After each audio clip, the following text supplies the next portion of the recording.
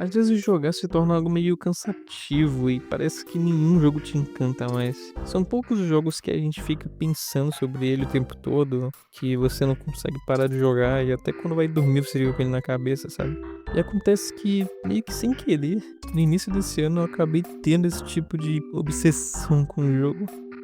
Metaphor ou Metaphor ReFantazio, também conhecido como Persona 5, só que com outra temática, que por sinal tá fazendo um aninho desde o lançamento dele em outubro de 2024, bem perto do meu aniversário, por sinal. E quando eu digo que eu vici nesse jogo meio que por acidente, é porque eu tava procurando meios alternativos de jogar Persona 5, mas acabei descobrindo que esse jogo tem de novo.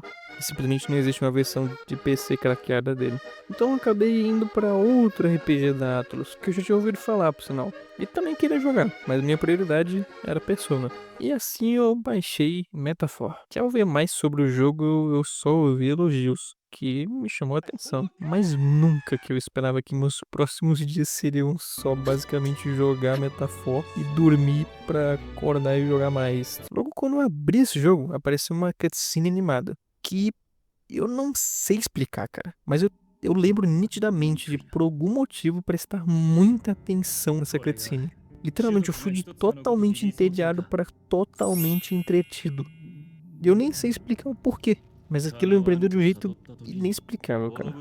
Depois disso, veio a tela inicial do jogo e logo eu pensei, mano, que música boa. Uma coisa que me atraiu muito nesse jogo é a arte dele, cara. Os menus desse jogo são lindos, cara. São lindos demais, mano. Chega até a ser exagero. Eu nunca vi tanta arte de personagem feita só pra ser usada exclusivamente no menu de um jogo. Por sinal, muitos inimigos desse jogo, o design deles são inspirados em uma pintura renascentista, que eu vou deixar aí na tela, por sinal, pra vocês verem. E ela se chama Jardim das Delícias Terrenas. Metaphor tem uma certa bizarrice que deixa tudo mais único. Os personagens arrancam o microfone do próprio coração para despertar seus poderes. E essa bizarrice é fascinante, cara. A arte desse jogo é linda, até a animação de transição dos dias é absurdamente linda, cara. É muito bonita. E ela, por sinal, muda conforme a história vai avançando. Ela é repleta de detalhes, assim, feitos com muito carinho, sabe? É muito lindo, de verdade. Mas Metaphor me conquistou mesmo nesse momento, onde o protagonista tá falando com a fadinha, a ajudante dele, que não é a Navi, é a Gálica, e ela faz uma magia que literalmente toca música na cabeça do personagem. Igual como funciona no Persona 3, onde as músicas que estão tocando no jogo, na verdade, são as músicas que o personagem principal escuta no fone de ouvido.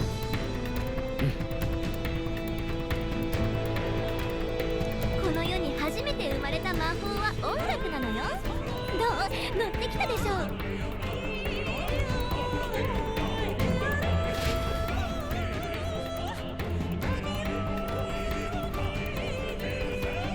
見て。あそこね。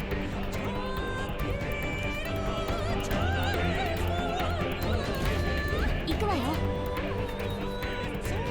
いい？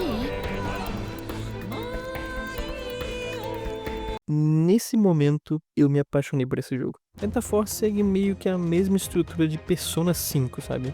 Com ciclos de dia e noite, um calendário que passa conforme você vai jogando, níveis de laços com outros personagens, uma área misteriosa onde você consegue upar seus poderes e tudo mais, e outras coisas mais sistemáticas que lembram muito a estrutura de Persona no geral.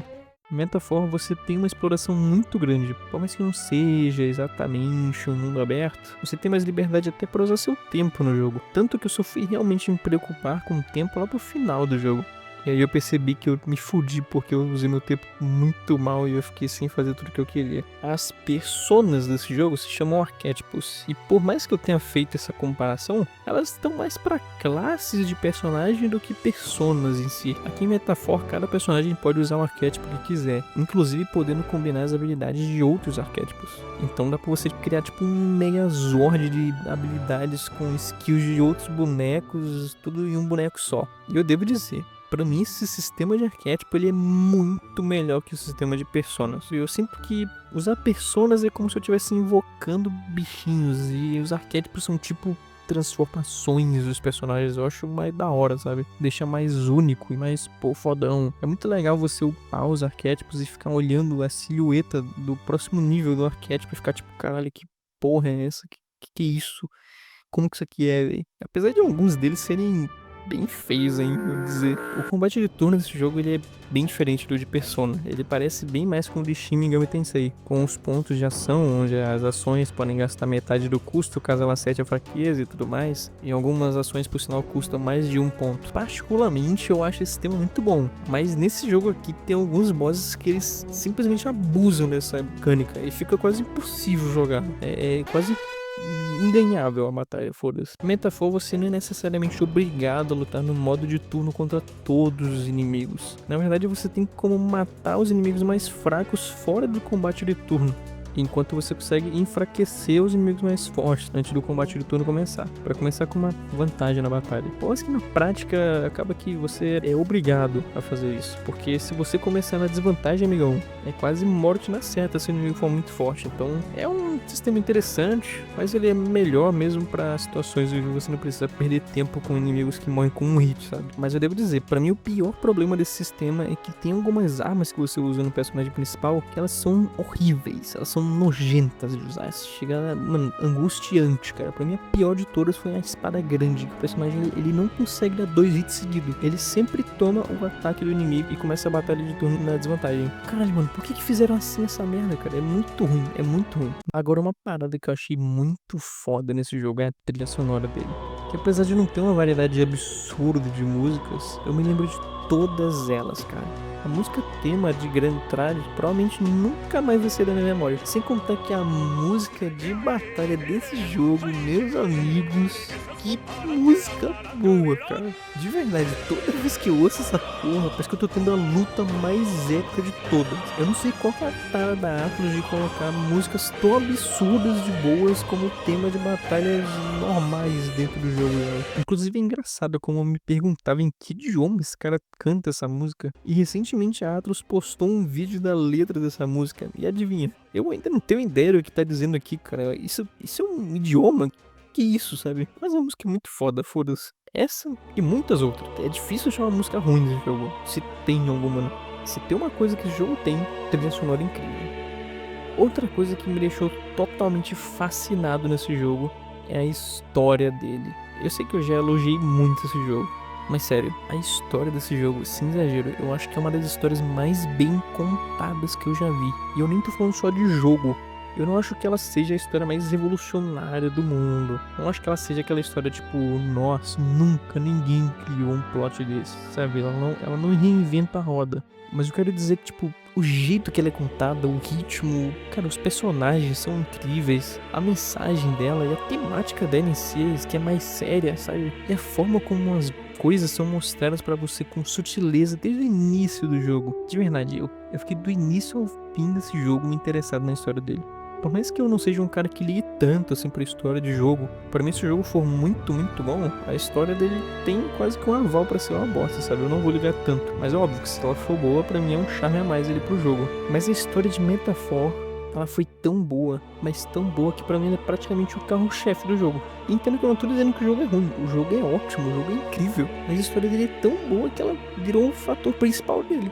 Pra mim o maior atrativo desse jogo é a história dele, cara. Ela é muito boa. Por mais que algumas pessoas falam que ela é meio clichê, esse jogo me fez sentir realmente dentro de uma aventura, sabe? Em um mundo fantasioso. Eu me senti totalmente imerso naquele jogo, cara. Eu acho que eu nunca fiquei tão hypado pra enfrentar um personagem como eu fiquei pra enfrentar o Luis em Metafor. Eu queria que o jogo não acabasse nunca. Essa é a verdade. O jogo vai se expandindo cada vez mais conforme você vai jogando. Inclusive eu acho que ele segura muito o jogador no início, por sinal. Ele limita bastante as suas escolhas pra seguir meio que o rumo ali linear da história, sabe? E faz até parecer que o jogo vai ser só isso. Mas depois de algumas horinhas jogando, ele finalmente começa a te soltar, sabe? E eu tenho até um pouco de receio de falar sobre esses aspectos assim, porque eu não quero dar spoilers. Mas uma coisa é que o mundo de Metafor, ele conta a história dele por si só. Os NPCs todos, eles andam nas ruas e muda constantemente o que eles falam de acordo com as mudanças que acontecem no jogo, sabe? Você realmente sente que aquele mundo vive e você percebe a reação das pessoas sobre o que tá acontecendo. No entanto, Metaphor certamente não é um jogo perfeito. Uma das coisas que eu mais vi as pessoas reclamando é sobre os gráficos do jogo, que, honestamente, quando você compara os modelos dos personagens de Metaphor com os modelos de personagens do Persona 3 Reload, foi lançado no mesmo ano, por sinal, tem sim uma diferença, cara. O do Persona 3 é bem melhor, assim, é bem mais bonito. Até algumas texturas do cenário são meio feias, assim, algumas são até meio, porra, parece que fizeram de qualquer jeito ali, sabe? Acho que o dinheiro que eles tinham pra fazer as texturas no jogo, eles pegaram e fizeram as artes do menu, foda-se.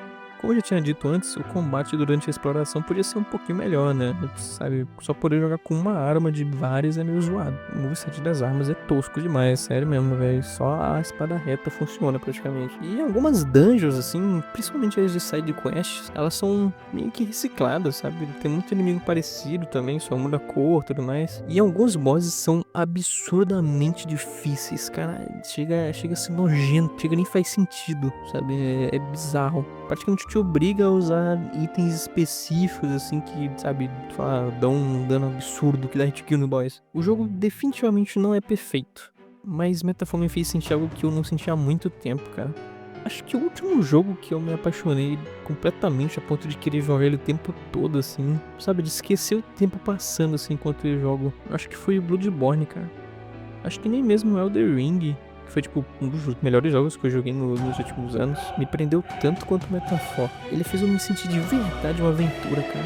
Ele reviveu a paixão que eu tenho por RPG. Apesar de tudo que podem dizer sobre esse jogo, pra mim ele é de verdade uma obra-prima, cara. Ele é um dos melhores jogos que eu joguei na minha vida, cara. E provavelmente tem a história que mais me cativou em um jogo. Pra mim, Metaphor Fantasy foi muito mais do que apenas uma fantasia.